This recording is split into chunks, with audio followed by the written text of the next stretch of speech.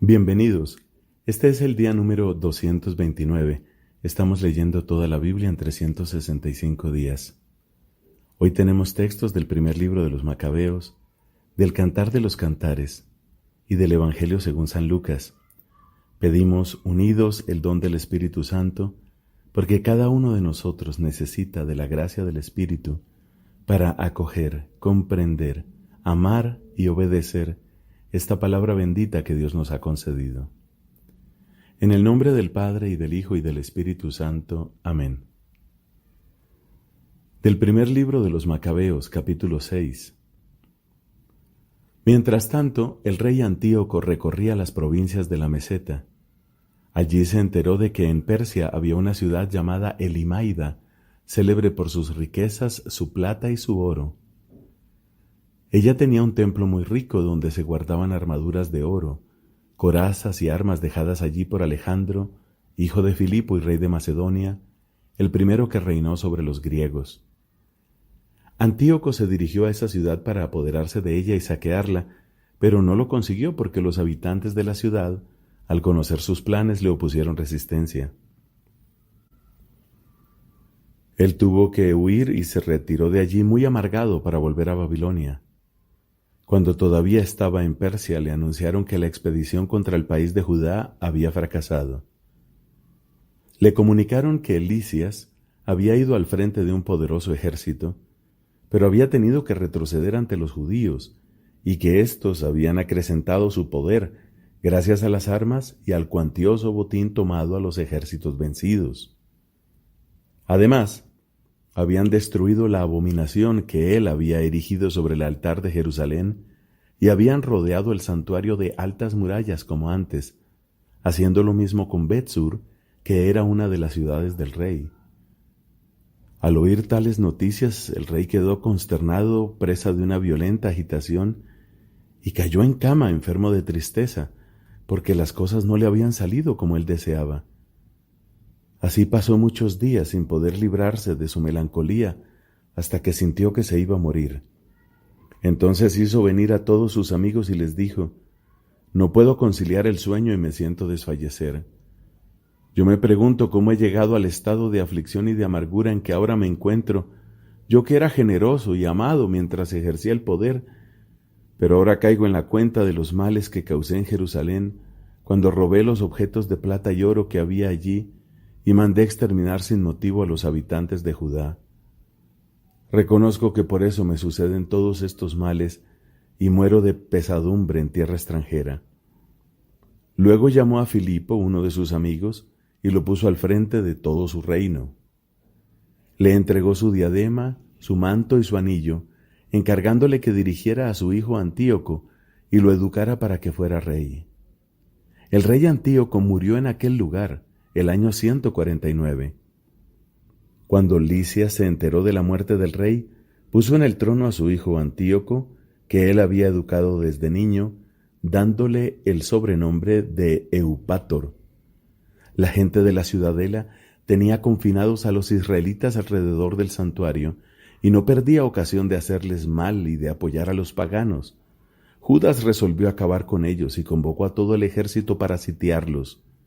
El año 150 se reunieron todos y sitiaron la ciudadela, construyendo torres de asalto y empalizadas. Pero varios de los sitiados rompieron el cerco y se les unieron algunos renegados de Israel que acudieron al rey para decirle: «¿Hasta cuándo vas a estar sin hacernos justicia y sin vengar a nuestros hermanos? Nosotros aceptamos de buen grado servir a tu padre, cumplir sus órdenes y obedecer sus decretos. Por eso nuestros compatriotas han sitiado la ciudadela y nos tratan como extraños.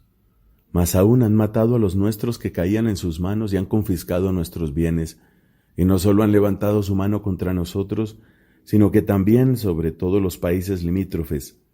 Ahora mismo tienen sitiada la ciudadela de Jerusalén para apoderarse de ella, y han fortificado el santuario y la ciudad de Bet-sur. Si no te adelantas rápidamente, harán cosas mayores todavía y ya no podrás detenerlos». El rey, al oír esto, se enfureció y convocó a todos sus amigos, a los capitanes del ejército y a los comandantes de caballería. Además le llegaron tropas mercenarias de otros reinos y de las islas del mar. El número de sus fuerzas era de 100,000 soldados, 20,000 jinetes y 32 elefantes adiestrados para la guerra. Entraron por Idumea y acamparon cerca de Bet-sur, atacándola durante mucho tiempo con máquinas de guerra. Pero los sitiados, en una salida sorpresiva, se las quemaron y combatieron valerosamente. Entonces Judas levantó el sitio de la ciudadela y acampó en Bet-Zacaría, frente al campamento del rey. A la mañana siguiente, el rey se levantó de madrugada y condujo apresuradamente al ejército por el camino de Bet-Zacaría. Las tropas se dispusieron para el ataque y se tocaron las trompetas. A los elefantes les mostraron mosto de uva y de moras para excitarlos al combate. Los animales estaban repartidos entre los batallones. Al lado de cada elefante se alineaban 1,000 hombres con cota de malla y cascos de bronce, además de 500 jinetes escogidos. Estos estaban pendientes de los movimientos del animal, de manera que a donde iba él iban también ellos sin apartarse de su lado.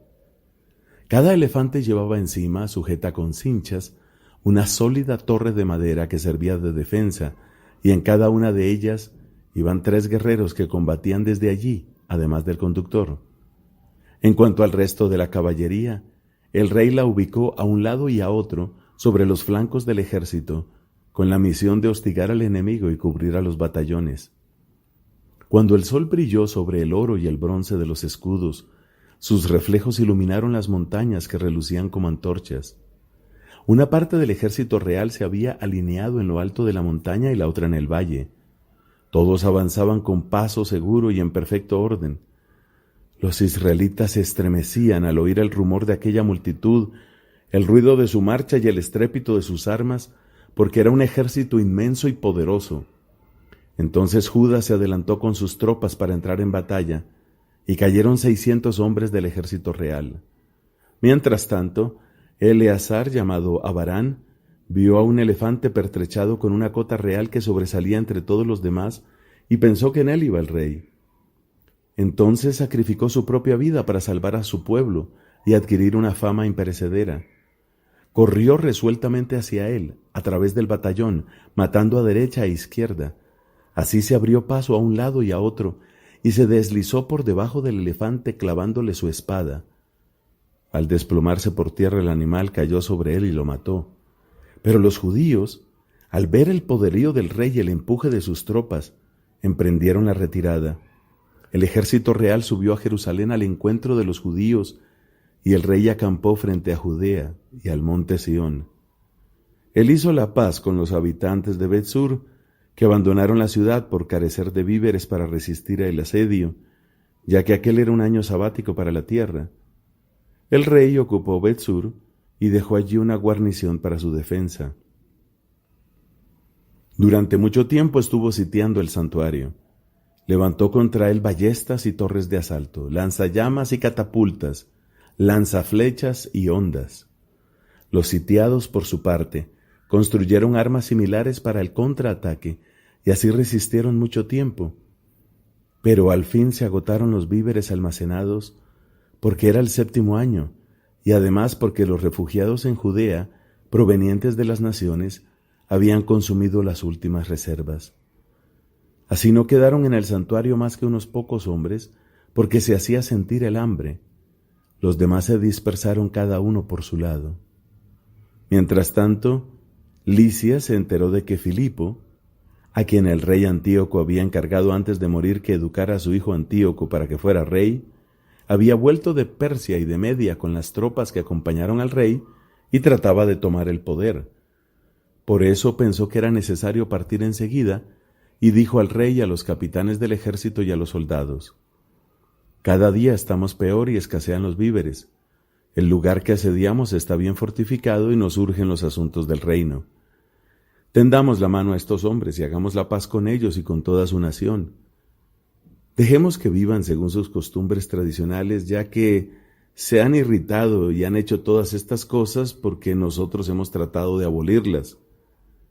El rey y los capitanes aprobaron la propuesta, y el rey mandó ofrecer la paz a los sitiados. Estos la aceptaron, y el rey y los capitanes se comprometieron con un juramento. Con esta garantía salieron de la fortaleza, y el rey subió al monte Sión. Pero al ver las fortificaciones de aquel lugar, violó el juramento que había hecho, y ordenó destruir la muralla que lo rodeaba. Luego partió rápidamente y volvió a Antioquía, donde encontró a Filipo, dueño ya de la ciudad. Lo atacó y ocupó la ciudad por la fuerza. Palabra de Dios. Te alabamos, Señor.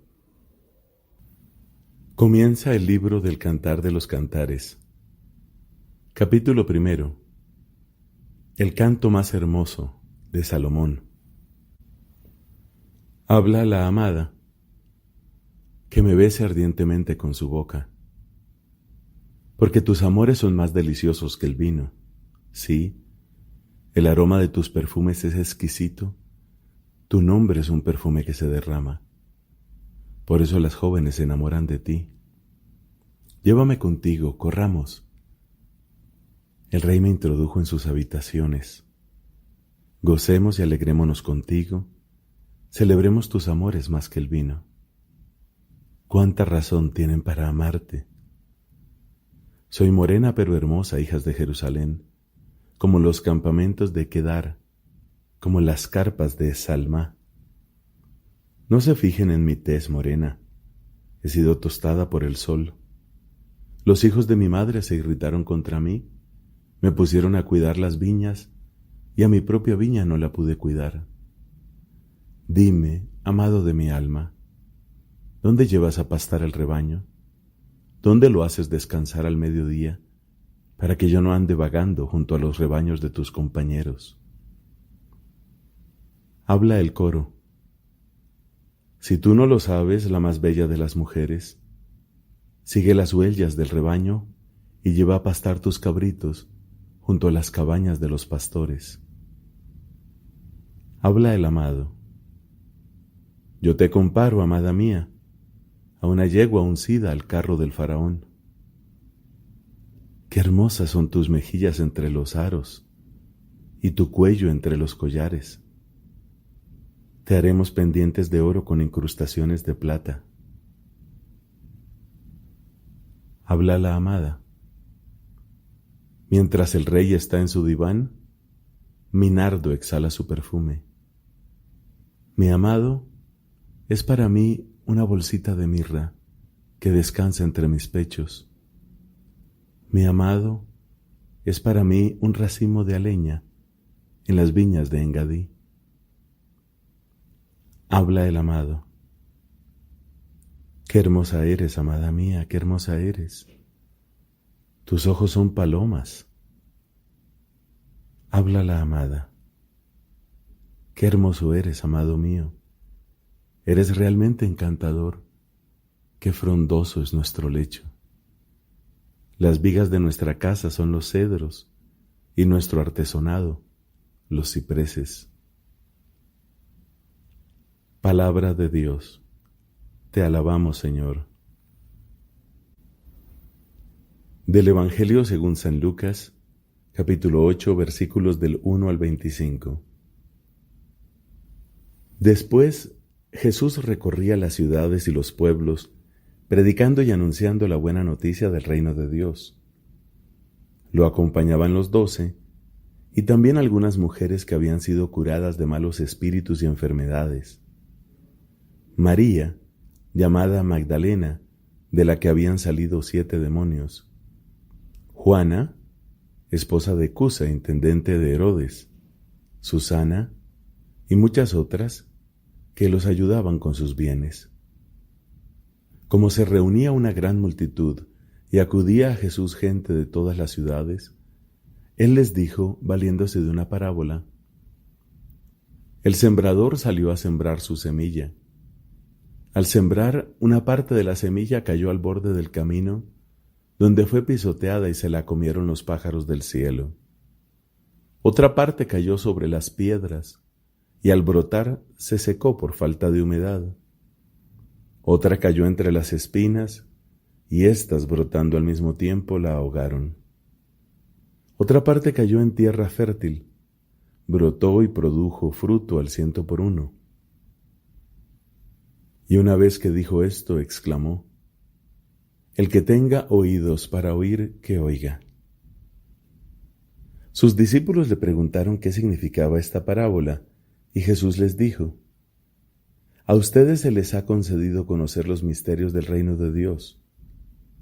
A los demás, en cambio, se les habla en parábolas, para que miren sin ver y oigan sin comprender. La parábola quiere decir esto: la semilla es la palabra de Dios.